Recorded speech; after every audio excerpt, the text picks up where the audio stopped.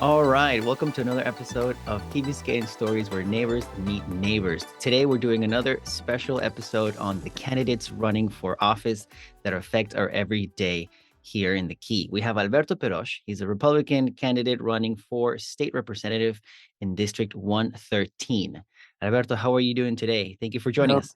I'm very well, and I'm very happy to be here. I know that you have done these fantastic interviews, and I love the chance to be here. Thank you so much for having me.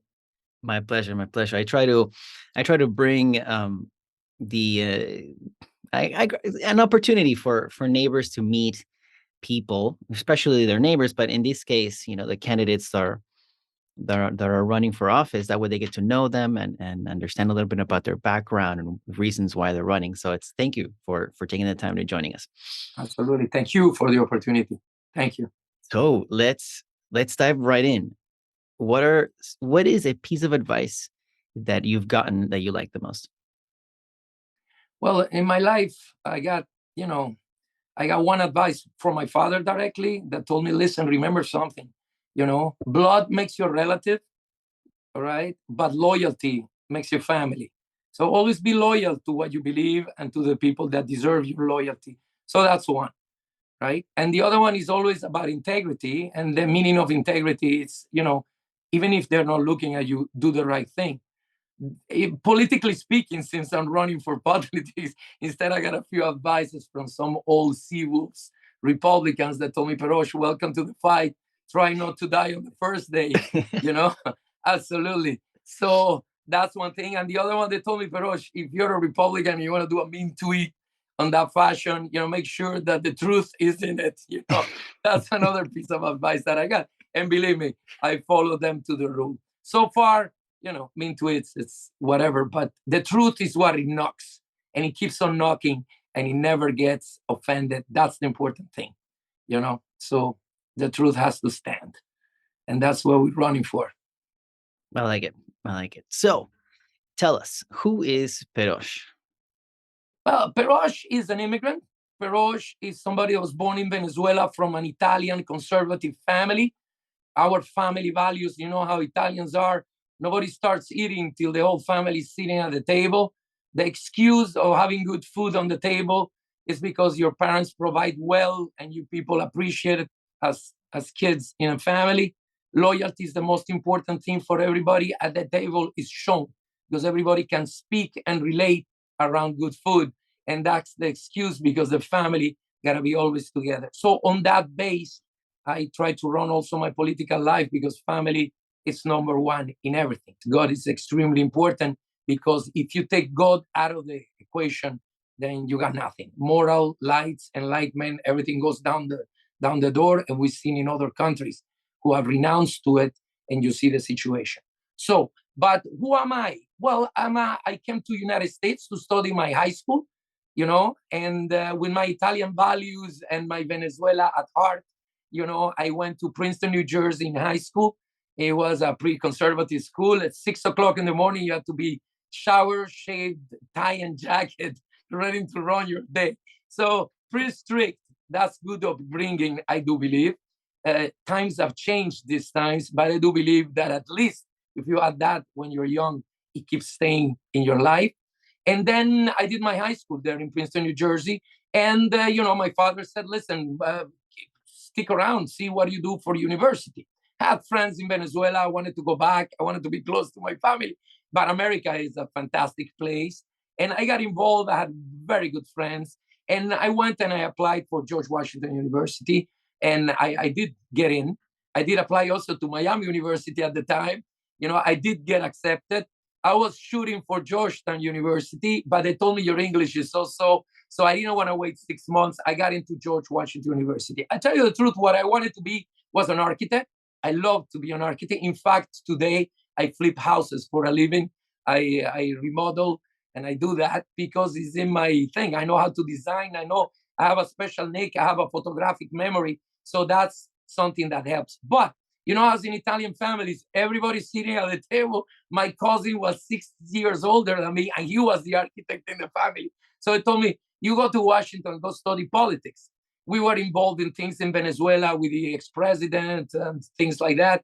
We used to supply aeronautics to the government. That was the old Venezuela, not this one. That's why at the end also we run out of there. Chavez wasn't good friendly to us. We were old-fashioned, good government in Venezuela when it was one beautiful country. So having said that, I did study political science and I got fascinated. I did study in Washington, which is the city to learn. Okay. At the time I was there, Ronald Reagan got shot for all different reasons. So, it was an amazing time I had in Washington, beautiful city, gorgeous city. And then after that, I went back to Venezuela to work with my family in the aeronautic business and all these things that we did. Also got involved with government and things like that. I was the director of Association of Young Entrepreneurs. Therefore, we used to teach capitalists to kids who used to come out of university. They didn't have a clue how to put a lemon stand within a bureaucracy of permits. And we used to teach them capitalists how to deal with that. We had 20,000 registers. Okay, and I used to write in newspapers. One thing leads to another. Chavez was coming into position, and I did attack on the newspapers, saying the truth of what it was going to be. So I was the conspiracy theorist of the time, Perosch, where you get these ideas. So from there, I moved out. I came to America with my son back. He was 1 year old. Very, very difficult country at the time in Venezuela. My son, we had a little situation there because I was afraid they were going to do something to him. I heard voices. So I packed, I came to America, and I have the privilege to become an American 4 years ago, and 4.5 years ago. And I swore to defend this country, and that's what we're doing. We don't want to repeat what I saw in different places that I've been. I am 59 years old. It's not about my age. It's about the mileage, I think. And the miles is what it takes you and what it teaches you. So I'm still learning, and I would like to give back to America everything that I got. It was hard, but it's a privilege to belong to the #1 country in the world, and we want to keep it that way. That's why I'm joining the fight as a politician. So what inspired you to run exactly? Well, because I love politics, and if I hear something about speaking about politics, you know what I say, shoe to the shoemaker. That's what I study. I study political science and international affairs. My minor was actually in Latin America, specialized in Latin America. So believe me, you want to talk about the border, you want to talk about immigration, you want to talk all these things. I know what I'm talking. You want to talk about Washington? I lived there for 5 years, et cetera, et cetera. I almost got killed there because I had a motorcycle accident. I am a motorcyclist, and it was one of the most famous accidents in Washington, D.C. I'm alive by a miracle. So anyway, still look good in a way, they tell me, because, it was a pretty bad accident that I had. But Washington was a fantastic experience for me. So I did get involved. I'm always into politics. It fascinates me. And it all started by the privilege that I had because the governor DeSantis, when he was signing the anti-censoring law, he gave me the microphone and told me, Perosch, do a parallel in your fight against a socialist. And I know you are a pretty heavy activist on it and very well informed. Do me a parallel between what happened in Venezuela and what could happen here. And I said, sir, it's my privilege to have the microphone with you at FYU. That happened that day. I will do the parallel, but I'll tell you, it's not what happened in Venezuela and could happen here. It is happening here, and we're quite late. So I said, we are against the clock. We got to do something because we have been already infiltrated, and I don't like what is going on, and you know that. And that's when I gave my speech that it says, I'm from Venezuela, I come from the future, and I come to warn you, do not flirt with disaster. In a few words, I've seen the end of the movie. It's not a pretty one, and America doesn't deserve that. That's what it is. So my job is to wake people up and make sure we don't lose this country. So, and a lot of people, I'm sure, don't know exactly what a state rep does. So because you're running for District 13, that means that it's at the state level, state of Florida level in Tallahassee, and you will be part of the House of Representatives of the state of Florida. To be part of the Congress there as a state representative. In Spanish, since we have so many speakers, Spanish is diputado, but you are at the state level, okay? We have a dominance now in Florida, in Tallahassee. And what a rep does is you have to rule, you have to put into the floor laws to make them into laws, and you put bills to see if the Senate then accept it, and it goes through the process.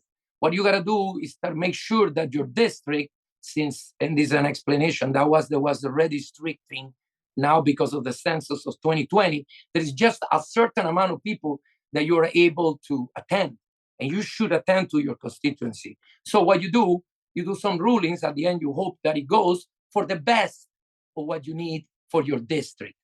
Okay, and that's depending on the quantity of people that are in your district. So you have a level, and that's why you do the size of what is your district in order that you can have the capability to serve all. So you got to be in contact. That's why I always say a politician that stops knocking at the door is somebody that loses contact with this constituency, and it really doesn't know what is going on. I've knocked like 5,000 doors already, and believe me, it's been an amazing experience, a learning experience, when you see people give you a heart, shake your hand.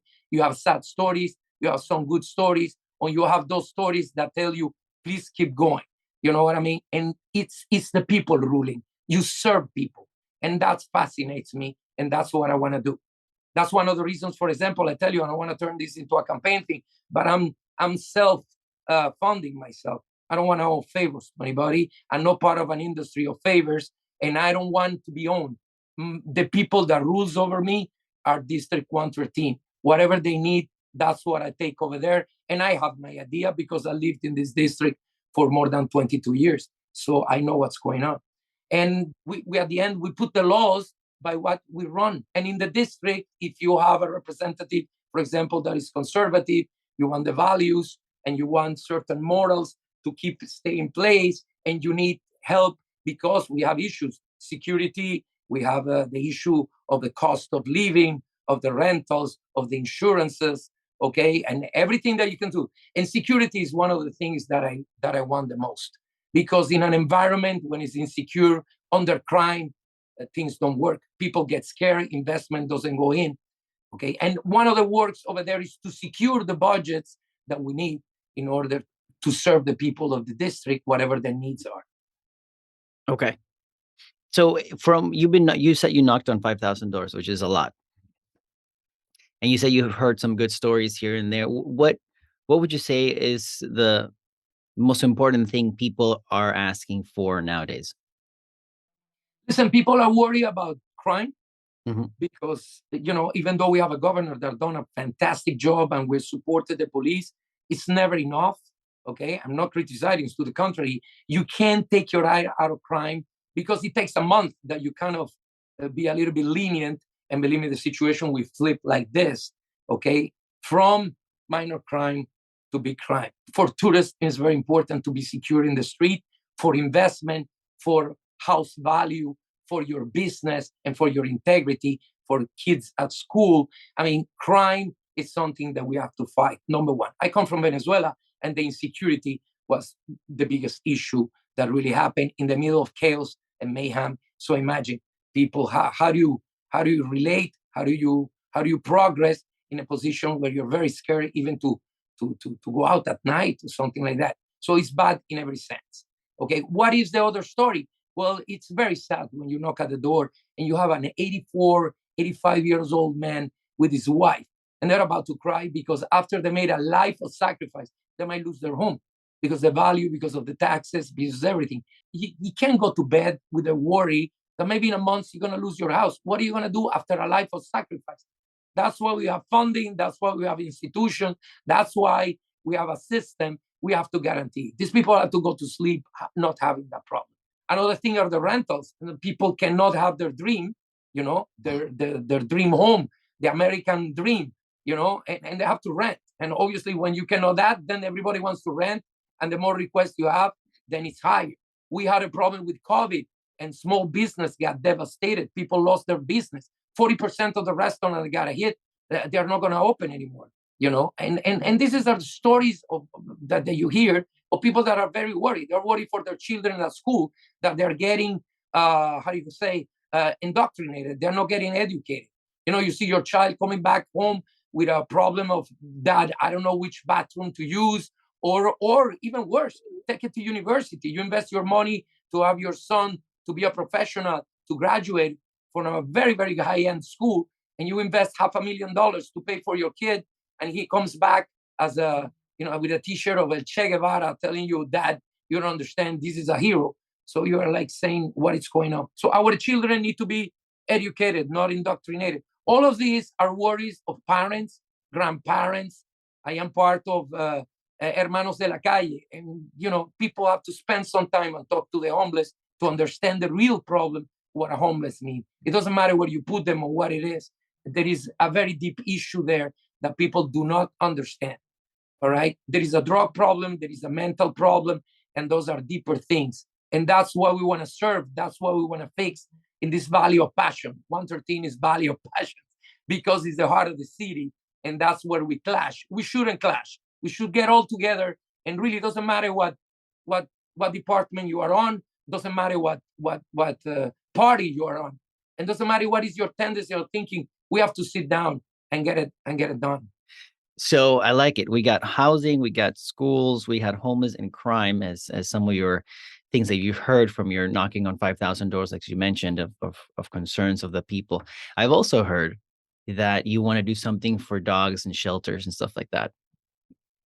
Yes, that's something that I say. And when I knock at doors, I always ask, because believe me, everybody has a dog. It's unbelievable, and many don't have it, for example. But those that have it love it. And it's not only a friend, the dog, it becomes part of the family. I know if you study the market around, they spend money, best food, best this, best that, and they want it because it's part of the family. And what I see, we spend a lot of money, it's part of the environment too. I mean, we spend a lot of money to save the whales, the manatees, the turtles at the beach, all animals that you can think of, which I think is a beautiful duty, that we have. And it costs a lot of money too. But then we take the dogs, and don't get me wrong, the impound is incredibly run, very clean, very organized, etc. But if the dogs are not lucky to find a home, 6 months, I don't recall exactly, but it's a limited time. After a while, they go into euthanasia and they get liquidated, they get killed. I've heard stories. I don't know if you heard the story about the beagle. That is the one that got like 150,000 requests in America because they wanted a beagle. They put it in the gas chamber with other dogs. And when they opened the gas chamber 20 minutes later, the dog was standing on the pile like this of dead dogs. And he was the one standing there, all freaking out. The story went public and went viral, and everybody wanted the dog. So what I'm saying, we spend so much money into so many things. And then our best friend, the dog, who is so humble, such a good soul, such a good creatures, then at the end we have to end up because, money. We send money for $45 billion to other countries. And it's people that is suffering. I understand. Please don't make the mistake. I'm not comparing people to dogs. But, dogs are part of the family. I myself, I'm going to go get one. When I'm finished my campaign, because I'm never home, I'm always in the street, to knock at doors, you got to be out there, shaking hands and knowing the people and hearing and seeing the dogs around, the ones that are left in the street and everything. And I'm going to go get one. The one with the patch in the eye, it was 20 minutes before it gets into the chamber. That's the one that I want, and that's part of what you want to also do. Now, you're going to be in the House of Representatives. There's going to be the Democrats and the Republicans always sharing ideas and bouncing up, debating. It's always good to have a good debate. How would you work with those that oppose your ideas? Listen, you're always going to have an opposition. Let's say in a way, unless taken in a bad way, you're always going to have an enemy.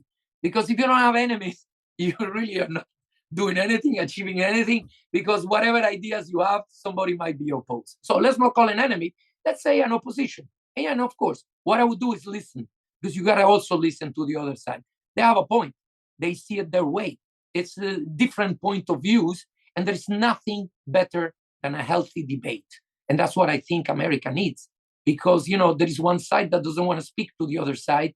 One side goes against the other. And then, in the middle, everything gets really distorted, and it's not exactly what we're supposed to talk about.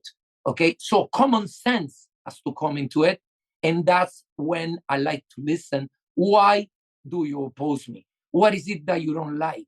And even knocking doors. Don't believe everybody is very, very, very fine with it. And many people will tell you, why are you wearing a red hat? Or why is this? I don't like that. Talk.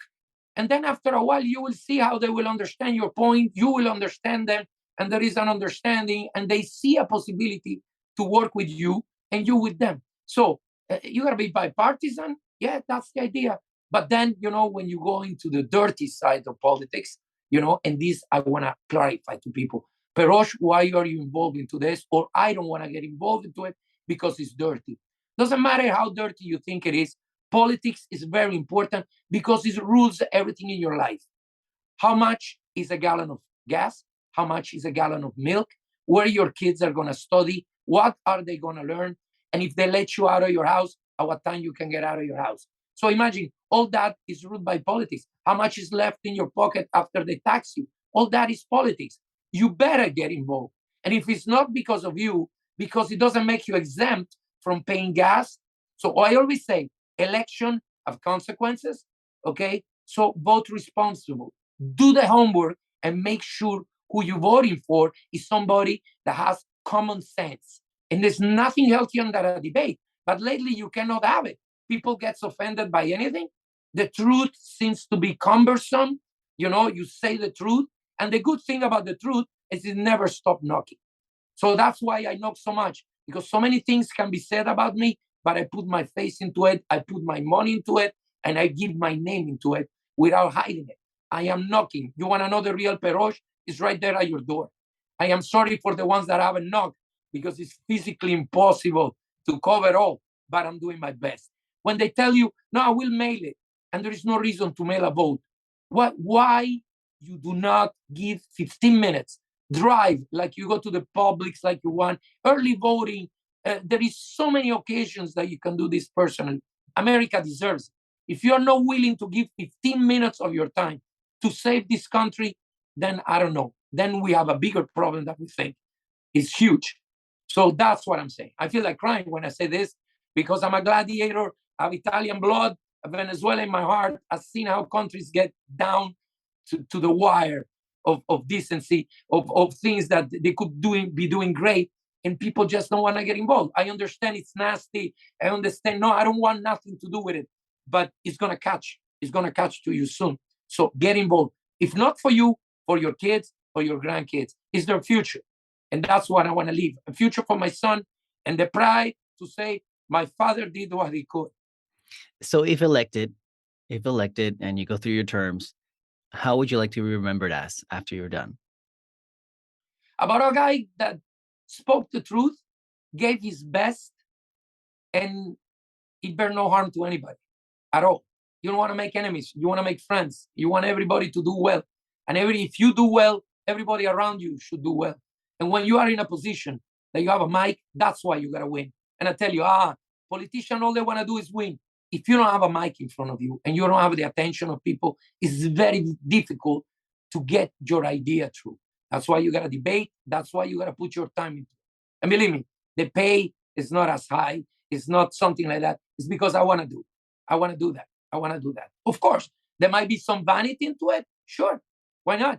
It's my name. It's my last name. I like to leave it clean. That a guy that made a run. And at the end of my life, I would like to say something when I'm about to exit. I like to turn around, look there and say, whoa, what a ride. You know what I mean? And you cannot say that if you didn't do good things, because it wasn't a good ride at all. When it's a good ride, no matter what happened, up and downs, but you did good. You turn around, you salute, you leave a good memory, you leave good friends, you leave a good name, a good legacy for your kids, a good education. Then you can leave and say, thank you, goodbye, nice ride. So now going to a set of lighter questions now. Stress is all over. Everybody experiences stress, especially in politics. There's a lot of stressful moments. So after a long, stressful day, how would you like to relax? Listen, it's funny. I ain't gonna tell you because you're such a relaxed person that you say, well, I don't know if I should say this or not, but it's a funny one. You know what I do? People that know me, when I don't answer the phone or something and they know I'm home, he's not answering. He must be vacuuming. When I'm very nervous or I'm stressed, I vacuum. Don't ask me. I'm the best vacuumer you can find. I go everywhere. I have a collection of vacuums because this is good, that's not good, and stuff like that. So far, I'm not being paid and sponsored by Dyson, but I must say the Dyson is one hell of a vacuum cleaner. And the other one is whenever I have a minute, I have a time, and people might have seen me around the district, I'm on a motorcycle. It gives you a sense of freedom. You notice things around you because you don't have the roof of a car, or you are not enclosed into. You do see around, and Miami is a beautiful place. I've traveled to the United States. I've been in the desert in California with a motorcycle. I'm a motorcycle enthusiast, and that really relaxes me. There's nothing. Gives you a sense of freedom. Your mind goes into something else. It's a fantastic. I had 3 motorcycle accidents, so never mind. I might be a better politician than a rider. I don't know. But I tell you one thing, a rider that never had an accident, don't go with him because sooner or later it's bound to happen. But never mind. Never mind. It's part of the deal. It's part of that sport that keeps you up, that keeps your heart beating. It's fantastic. It's fantastic. And what is your go-to meal for a last-minute guest? Now you touch me in the soul. I'm Italian, Italian blood. You know what they say? You are what you eat. You are how you pray. I pray in Italian. Can you believe it? And so when I go to my meal, it's Italian food. It's Italian food. I love all Latin food, etc., etc. I do. But for me, I mean, you see my pasta being at home and it's never empty. I got a lot of ammunition there. Whatever pasta you need, I'm ready. So at the last minute, I throw in a pasta because I'm telling you, in Italy, when we're immigrants, you know what they teach the kids? When you're 9, 10 years old, they put you in front of a boiling water. They teach you how to do it, how to put the salt, how to cook pasta, and how to do the sauce. When you can do a dish of pasta and speak 3 languages, I speak 4. My son speaks even Japanese. So I don't know where that came out. He's the intelligent one in the family. I speak 4 languages. If you speak 4 languages and you know how to cook pasta, you're ready to go. And I don't have the problem of getting fat because I'm walking and I'm knocking. Believe me, I can hold the pasta that I want. I don't go up a pound because you do burn it out in the street in the heat. It's incredible. But what an experience! What an experience! And for food, yes, Italian. If not, I will order. I have a few key places that are fantastic. There's few pizzerias, few places, fantastic food, really good, really good. And lastly, I know that we're running out of time, but we like to talk about Key Biscayne, and I know that you've lived in the Key for a couple of years. Tell us about what your favorite part of Key Biscayne is. More than a couple of years. I had an apartment. I was lucky enough to have it on the beach, and you could see that sunrise. It was amazing. It was amazing. I have friends that tell me, Alberto, if there was a car dealer in here, I would never leave because you have to take your car to serve it. I would be in the city. If it would be a movie hall, I wouldn't leave the city. What do we leave the key for? And then how many places do you know that you press the button of an elevator, opens the door, and I don't know, 150 feet away, you have the sea in front of you or something. It's a luxury. It's something unbelievable. And it's something that you should pray every day to say, thank you, Lord. Thank you for so much beauty. It's amazing. And you're just a few minutes away from that valley of passion, of high-rise buildings, of all the traffic, whatever you want. Key Biscayne is a paradise. And if I get elected, we got to keep it that way. Key Biscayne is in my heart. I have very, very, very good years there. Alberto, thank you so much for jumping on the show, to telling us about your story, where you come from, what you plan to do when you run for office, and taking the time for joining us in Key Biscayne Stories. Thank you so much. I appreciated the opportunity. I thank you all. I'm sorry I get passionate. And I think actually I shouldn't apologize because you need the passion to do this. Because otherwise, if you're forced to do this, it won't work. And luckily for me, I feel it. And when I say something, I really mean it. And that's what we're going to try to do. Thank you for the opportunity. Thank you. You relax so much. I don't think I have to vacuum today because it was a very relaxed interview with you. You're fantastic. You're fantastic. I know you, and I commend you. You are a young man, and there should be more young men like you who get involved, who like to get in touch with people, who are happy for a debate. I commend you. You're a man in God. You are a fantastic kid. Your parents did an excellent job, and I know you're doing a fantastic work for your own. I wish you the best, and God bless you. Thank you so much for the opportunity. Thank you. Thank you. Thank you.